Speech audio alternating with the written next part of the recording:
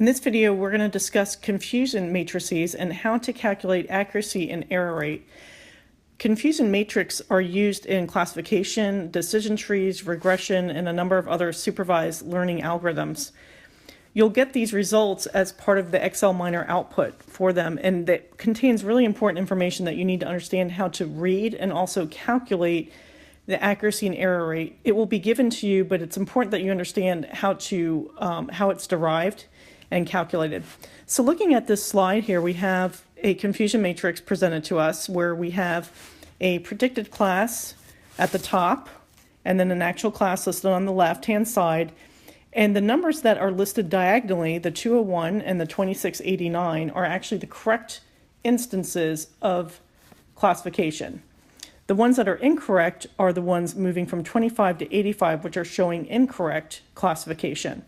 So I'm going to go to a blank screen and show you how we calculate error and accuracy from this particular matrix.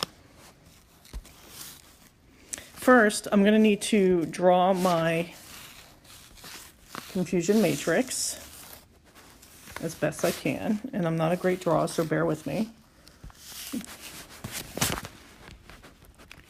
So we have predicted up here, and then 1 and 0, and then actual 1 and 0.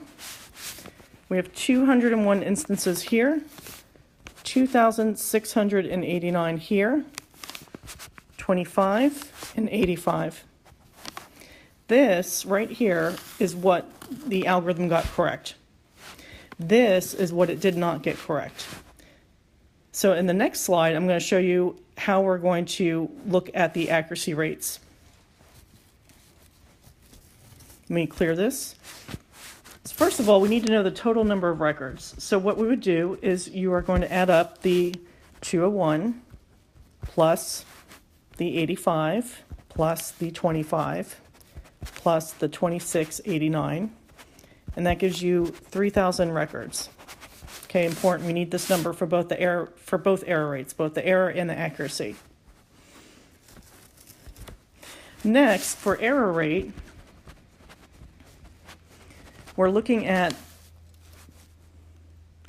total number of incorrectly classified records. So in this case, it was that diagonal that was going from left to right, going from bottom to top. So that was 25 plus 85 divided by 3,000, and that will give us 3.66% error. Now for accuracy. So accuracy is just the opposite of this. It is going to be 201 plus 2689 divided by 3,000. And you should get 96.33% for accuracy, which is actually very, very good in classification. A quick check for yourself, if you want to make sure you did it correctly, is I'm going to take the accuracy, which is 96.33 plus 3.66. That gives me 99.99%, which there's rounding errors here. So this, we know that I did my math correctly because it's basically coming to 100%. So that's how you calculate the error rate and the accuracy rate. Be careful when you're asked for that in either the homework or the exams. I might ask for one or both. Make sure you understand the difference between the two and how to calculate from the confusion matrix.